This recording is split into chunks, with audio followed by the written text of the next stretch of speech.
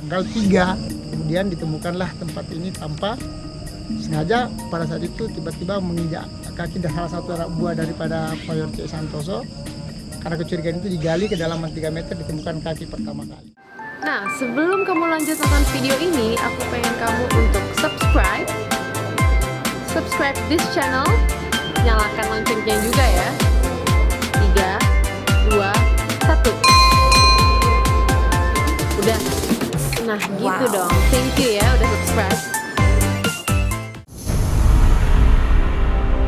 Konon katanya, Monumen Pancasila Sakti yang terletak di Jalan Raya Pondok Gede, Kelurahan Lubang Buaya, Kecamatan Cipayung, Jakarta Timur, yang menjadi saksi bisu kekejaman Partai Komunis Indonesia atau PKI atas 7 pahlawan Indonesia pada peristiwa G30S PKI diselimuti mitos dan misteri.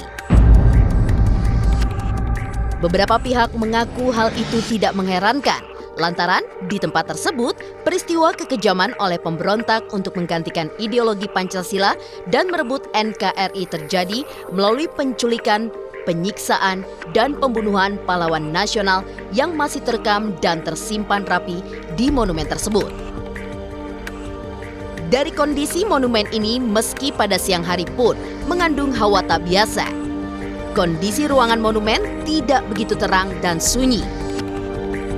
Aura ganjil itu makin kental saat kita berada di Museum Paseban.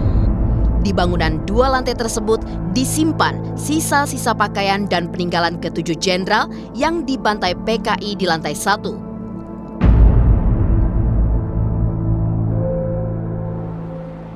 Beberapa meter dari Museum Pengkhianatan PKI terdapat sumur yang kini dikenal sebagai Lubang Buaya, tempat ke-7 pahlawan dibuang setelah disiksa.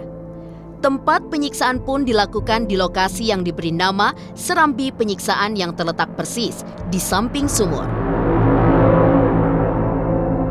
Untuk mengetahui secara langsung dan mendalam terkait kondisi sebenarnya Museum Pancasila Sakti ini, tim konon katanya mendatangi monumen yang berada di Jakarta ini untuk melakukan eksplorasi. Oke, pemirsa konon katanya, kali ini saya udah berada di Monumen Pancasila Sakti. Kali ini saya spesial nih pemirsa, nggak sendiri dan ditemenin oleh Pak Basir nih pemirsa. Pak Basir, boleh diperkenalkan? Ya, baik. Nama panggilan saya Basir, Muhammad Basir. Saya salah satu staf di Monumen Pancasila Sakti. Kemudian saya salah satu anggota komunitas Genta Bangsa Indonesia. Yang mana komunitas Genta Bangsa Indonesia ini adalah komunitas yang membuat atau memberikan informasi kepada masyarakat tentang generasi muda yang cinta dan bangga sejarah bangsa Indonesia. Oke deh Pak Basir. Nah, kira-kira nih Pak Basir, untuk tujuan pertama kita boleh diarahin kemana Pak Basir? Sekarang kita lihat di mana peristiwa G30S PKI itu terjadi pada malam tersebut. Penculikan, setelah mereka diculik dibawalah ke Kampung Lubang Buaya. Ini dulu kampung Lubang Buaya namanya. Nah, di sini ada sebanyak 13 rumah. Nah, ini adalah perkampungan biasa. Nah, disinilah masyarakat Kampung Lubang Buaya tinggal. Ya, kemudian setiap hari di sini aktivitas masyarakat seperti biasa. Nah, dijadikan tempat oleh Partai Komunis Indonesia sebagai tempat untuk menyiksa dan membunuh 7 perwira Angkatan Darat itu. Nah, inilah rumah tempat mereka setelah mereka diculik di Jakarta, lalu kemudian dibawa ke ini Pak, sorry. Wah, gelap banget Pak. Mungkin kita bisa lebih dekat kali ya? Bisa, silakan. Nah, jadi ini nih pemirsa nih, tepat rumah di mana para jenderal itu ya Pak ya? Jenderal itu perwira ya. Karena ada 4 yang masih hidup pada saat itu. Itu diantaranya Mayor Jenderal S. Parman, kemudian Mayor Jenderal R. Suprapto, dan Brigadir Jenderal Sutoyo Sumiharjo. Yang satu bukan jenderal itu Letnan 1 Pierre Andestendiana. Mereka dimasukkan ke dalam rumah ini. Rumah ini milik seorang guru bernama Bambang Harjono. Namanya Bambang Harjono beserta istrinya Srinisi adalah simpatisan PKI.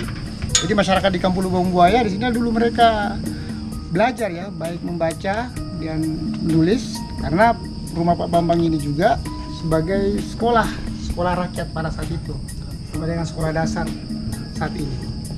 Oh, kesannya emang kayak seakan-akan tuh kita gimana ya, ngerasain kejadian. Nah. Begitu melihat ini sih saya kayak langsung ke bawah gitu tuh Pak, ke Nah ini kan masa itu ada tuh. penggambaran tentang bagaimana mereka disiksa.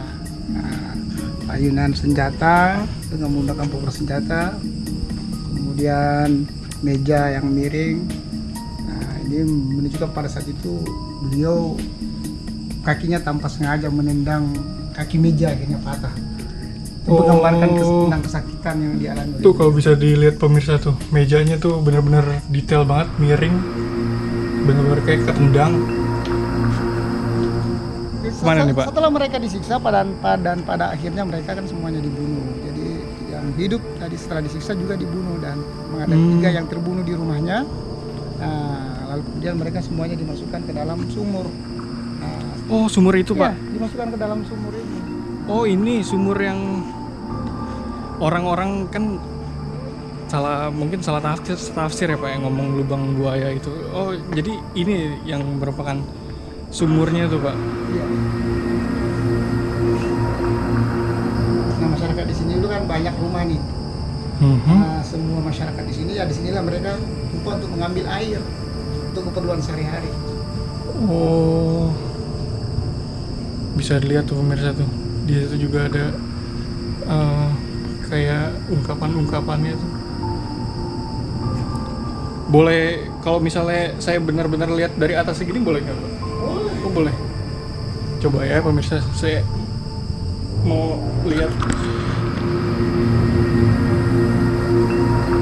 Oh benar pemirsa, ternyata tuh di tengah-tengahnya tuh kayak ada cahaya lampu ya, merah tuh.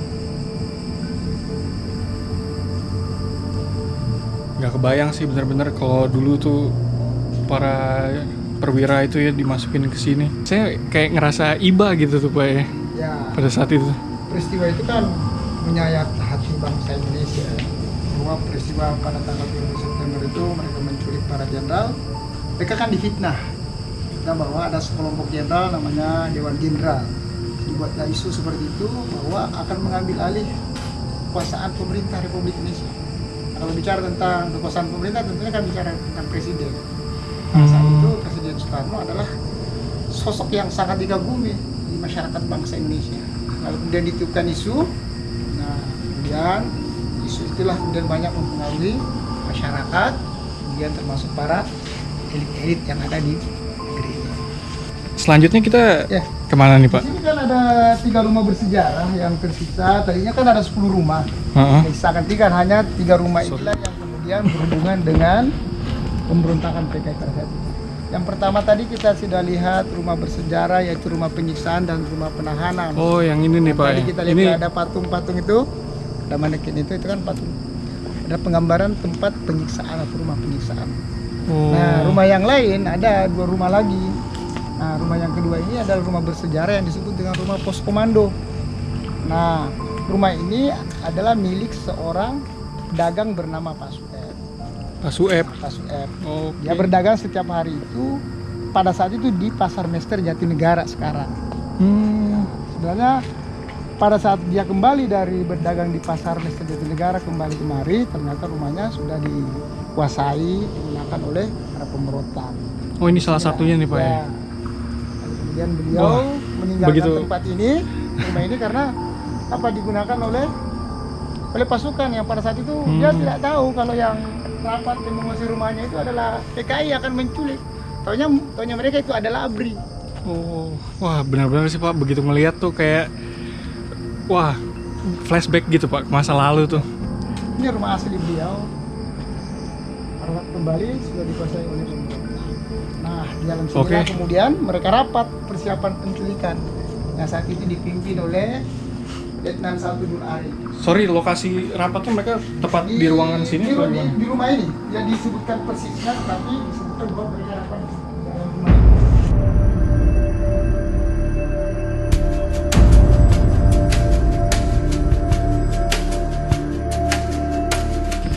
Baik, setelah kita lihat rumah bersejarah yang kedua, rumah pos komando, nah ada satu rumah bersejarah lagi. Oh sebelah situ ya Pak? Ya, ini rumah bersejarah yang ketiga yang ada di areal Monumen Pancasila Sakti.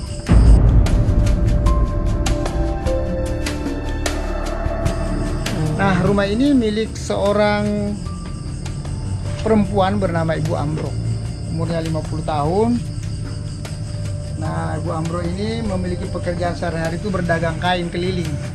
Nah, rumahnya ini dijadikan selain tempat masak memasak, dan ternyata rupa-rupanya ini sudah beberapa bulan sebelumnya, kira kurang lebih 3 bulan, digunakan sebagai tempat untuk menyimpan perlengkapan pelatihan militer yang ada di Kampung Lubang Buaya.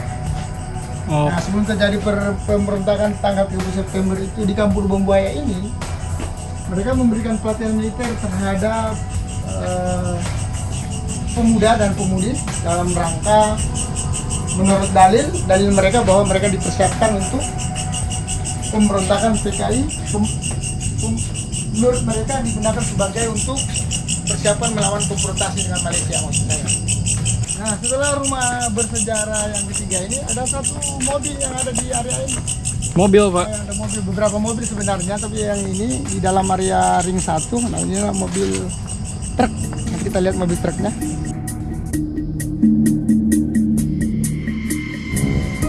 Oh, benar-benar Nah, masih. ini adalah mobil yang digunakan untuk mengangkut jenazah salah seorang jenderal yang tadi saya sebutkan. Iya. Nah, Keadaannya masih mulus banget ya Pak ya, mobilnya. Benar-benar dirawat banget. Oke deh Pak. ya sekarang Oke. Kita kemana nih Tugu selanjutnya? Patung Pahlawan Revolusi.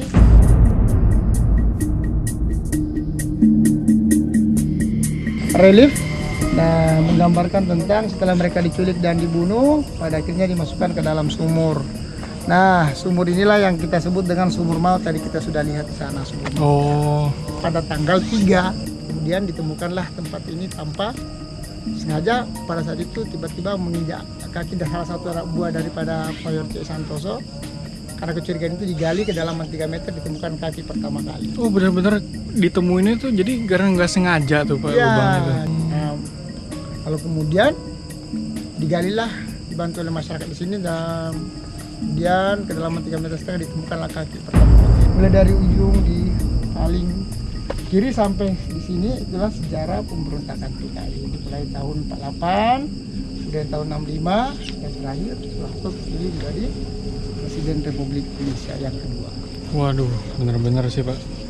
Sejarahnya tuh dengan berada di sini langsung ternyata tuh benar-benar hidup sih Pak, bener.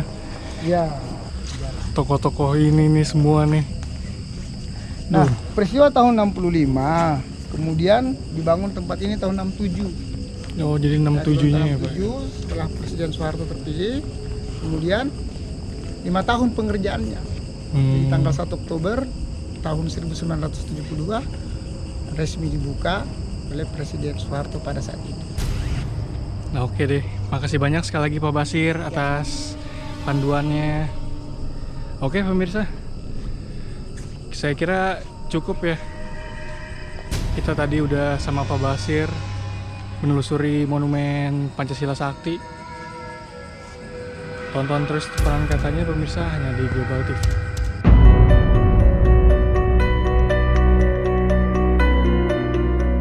Tim Konon Katanya melakukan eksplorasi di Monumen Pancasila Sakti pada malam hari dipandu oleh salah satu staf monumen ini bernama Bapak Bashir. Saat melakukan penelusuran, tim Konon Katanya pun merasakan suatu aura ganjil ketika berjalan menuju rumah penyiksaan para jenderal Angkatan Darat oleh pasukan PKI. Aura ganjil itu dirasakan makin kuat saat tim Konon Katanya tiba di depan rumah penyiksaan yang kala itu milik guru sekaligus kepala sekolah rakyat di Lubang Buaya yang konon katanya adalah simpatisan PKI. Di dalam rumah yang model aslinya dipertahankan hingga kini, terdapat patung-patung yang menggambarkan bagaimana kejamnya anggota PKI menyiksa para jenderal TNI Angkatan Darat tersebut. Tim Konon Katanya tidak berani untuk masuk ke dalam rumah ini lantaran ada aura ganjil yang dirasakan. Telusuran tim Konon Katanya berlanjut ke Sumur Tua yang oleh PKI dijadikan tempat membuang jenazah para pahlawan revolusi yang kini dikenal dengan nama Lubang Buaya. Rasa iba menyelimuti tim konon katanya saat melihat sumur yang saat itu dalamnya 12 meter dengan diameter 75 cm, bagian dalam sumur berwarna merah lantaran pantulan warna merah lampu yang dipasang di bagian dalam sumur. Menuju ke rumah kedua yang dijuluki Pos Komando, notabene adalah rumah milik seorang pedagang di Lubang Buaya yang digunakan sebagai tempat rapat pasukan PKI yang dipimpin anak buah Letkol Untung bernama Letnan 1 Dul Arif untuk merencanakan penculikan 7 jenderal. Saya kira cukup jelas. Sekarang saya persilakan Kolonel Latif untuk menguraikan rencana operasinya. Dan kawan Letnan Kolonel Untung silakan menanggapinya bila perlu. Konon katanya, rumah pedagang ini saat itu diambil atau dikuasai secara semena-mena oleh PKI ketika sang pemilik rumah tengah berjualan di pasar. Meski rumah ini memiliki banyak jendela yang sengaja terbuka, namun tim konon katanya merasakan aura berbeda saat berada di dalamnya.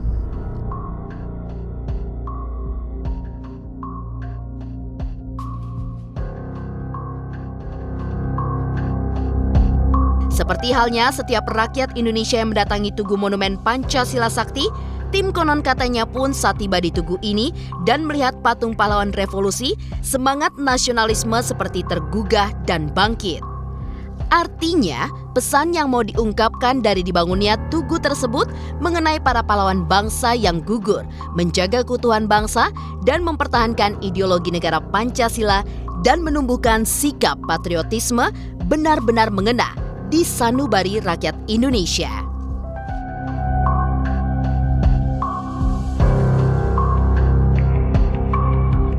Lantas, seperti apa sejarah dibangunnya Monumen Pancasila Sakti yang begitu dramatis, heroik, dan kejam di masa lalu tersebut? Seperti apa pula mitos Museum Satria Mandala dan eksplorasinya, serta adanya bunker misterius yang baru ditemukan tersebut? Saksikan ulasannya hanya di Konon Katanya segmen berikutnya.